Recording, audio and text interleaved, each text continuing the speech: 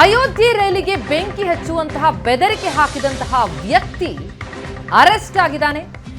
ಆತ ಯಾರು ಅಂತ ನೋಡ್ತಾ ಹೋದ್ರೆ ಬೆದರಿಕೆ ಹಾಕಿದವನು ರೈಲ್ವೆ ಇಲಾಖೆಯಲ್ಲೇ ವರ್ಕರ್ ಆತ ಸಿ ದರ್ಜೆಯ ನೌಕರ, 58 ವರ್ಷದ ಮುಸ್ಲಿಂ ವ್ಯಕ್ತಿ. ಆತ ಈ ರೀತಿಯಲ್ಲಿ ರೈಲಿಗೆ ಬೆಂಕಿ ಹಚ್ಚುವಂತಹ ಬೆದರಿಕೆಯೊಡ್ಡಿದ್ದಾನೆ. ರೈಲ್ವೆ ಇಲಾಖೆಯ ಸಿ ದರ್ಜೆ ನೌಕರ ಆತ ರೈಲಿಗೆ ಬೆಂಕಿ ಹಚ್ಚುವಂತಹ ಬೆದರಿಕೆ ಹೊಡೆದವ. ಹೊಸಪೇಟೆಯಲ್ಲಿ ಹೈ ಡ್ರಾಮಾ ನಡೀತು. ಆತನನ್ನ ಅರೆಸ್ಟ್ ಮಾಡಲಾಗಿದೆ. ಆತನ ಹಿನ್ನೆಲೆ ನೋಡ್ತಾ ಹೋದಾಗ ಆತ ಒಬ್ಬ ರೈಲ್ವೆ ಇಲಾಖೆಯ ನೌಕರ ಅನ್ನೋದು ತಿಳಿದು ಬರ್ತಾ ಇದೆ. 58 ವರ್ಷದ ಮುಸ್ಲಿಂ ವ್ಯಕ್ತಿ.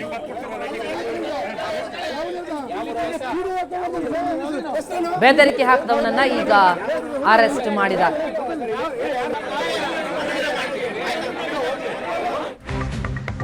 ಅಯೋಧ್ಯೆಯಿಂದ ಬರುವಾಗ ನಾಗ್ಪುರದಲ್ಲಿ ಕಲ್ಲು ತೂರಿದ್ರು. ಈ ಸ್ಫೋಟಕ ಮಾಹಿತಿಯನ್ನ ಹಂಚಿಕೊಂಡಿದ್ದಾರೆ ಅಯೋಧ್ಯೆಯಿಂದ ವಾಪಸ್ಸಾದಂತಹ ಭಕ್ತರು. ಹೊಸಪೇಟೆಯಲ್ಲಿ ಮುಸ್ಲಿಂ ಯುವಕರು ನಮಗೆ ಬೆದರಿಕೆ ಹಾಕಿದ್ರು. S1 S2 ನಲ್ಲಿ ಬೋಗಿಯಲ್ಲಿ ಮುಸ್ಲಿಂ ಯುವಕರು ಬಂದರು. ರಿಸರ್ವೇಶನ್ ಸೀಟ್ನಲ್ಲಿ ಕುತ್ಕೊಂಡಿದ್ದೀರಿ, ಎದ್ದೇಳಿ ಅಂತ ಹೇಳಿದ್ದಕ್ಕೆ ಕಿರಿಕ್ ಮಾಡಿದ್ದಾರೆ. ನೀವ್ಯಾರು ಬೆಂಗಳೂರು ತಲುಪಲ್ಲ, ನಿಮ್ಮನ್ನ ಸುಟ್ಟು ಹಾಕ್ತೀವಿ ಅಂತ ಬೆದರಿಕೆಯೊಡ್ಡಿದ್ರು. ರೈಲಿನಲ್ಲೇ ನಮ್ಮನ್ನ ಸುಟ್ಟು ಹಾಕ್ತೀವಿ ಅಂತ ಬೆದರಿಸಿದ್ದಾರೆ. ಕೂಡಲೇ ಪೊಲೀಸರಿಗೆ ವಿಷಯ ತಿಳಿದ ಮೇಲೆ ಪೊಲೀಸರು ಬಂದು ಅವರನ್ನ ಹಿಡಿದಿದ್ದಾರೆ.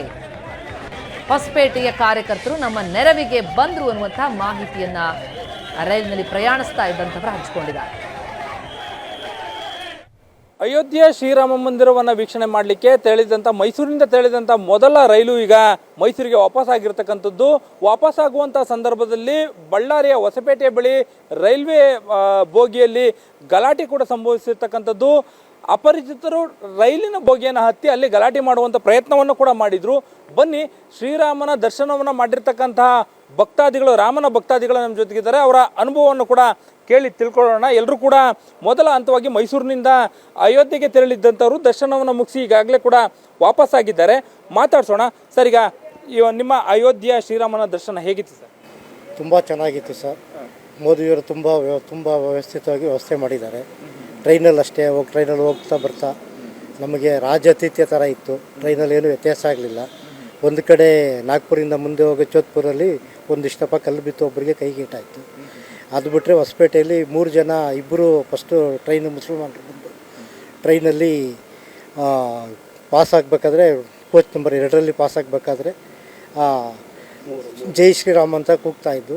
ಕೂಗಟ ಸಂದರ್ಭದಲ್ಲಿ ನೀವು ಹಿಂಗೆ ಆಡಿದ್ರೆ ಬೆಂಗಳೂರು ತಲುಪಲ್ಲ, ನೀವು ಹಿಂಗೆ ಆಡಿದ್ರೆ ಸುಟ್ಟ ಹಾಕ್ತೀವಿ ಅಂತ ಹೇಳ್ಬಿಟ್ಟು ಬೆದರಿಕೆ ಹಾಕಿದ್ರು. ಅದಕ್ಕೆ ನಾವು ನಾವೆಲ್ಲ ಇದ್ದರು ಅಲ್ಲೇ ಪ್ರತಿಭಟನೆ ಮಾಡಿ ಇದು ಮಾಡಿದ ಮೇಲೆ ಅಲ್ಲಿ ಸ್ಥಳಕ್ಕೆ SP ಅವರು ಬಂದಿದ್ದರು.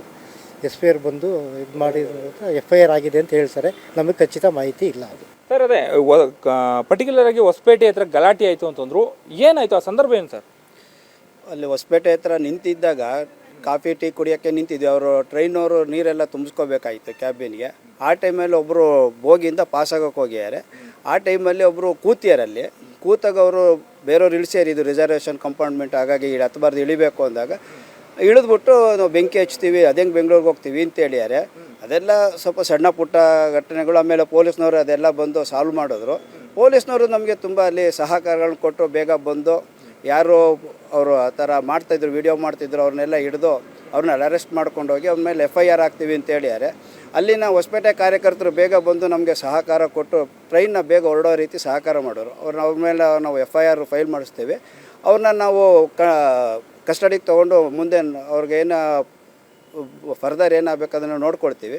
ನೀವು ಮುಂದಕ್ಕೆ ಹೋಗಿ ಅಂತೇಳಿ ಹೊಸಪೇಟೆಯ ಜನತೆ ನಮ್ಮನ್ನ ಬೇಗ ಅಲ್ಲಿಂದ ವಾಪಸ್ ಕಳಿಸೋದು. ಅಂದರೆ ಹೊಸಪೇಟೆ ಇನ್ಸಿಡೆಂಟು ನಿಮ್ಮನ್ನು ಬೆದರಿಸುವಂಥದ್ದು ಏನಾರು ಆಗಿತ್ತಾ ಅಂತ?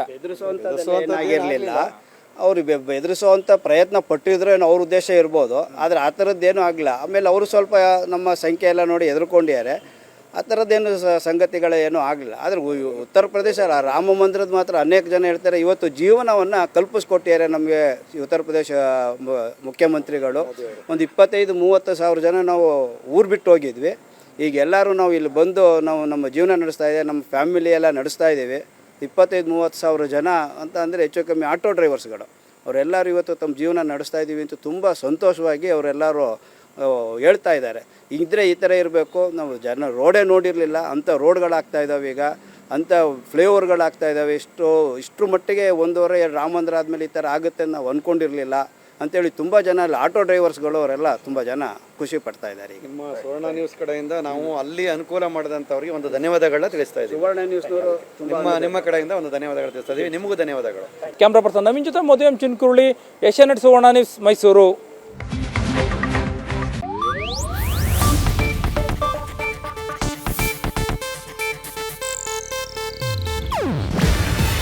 ಇದು ಏಷ್ಯಾನೆಟ್ ನ್ಯೂಸ್ ನೆಟ್ವರ್ಕ್ ಪ್ರಸ್ತುತಿ.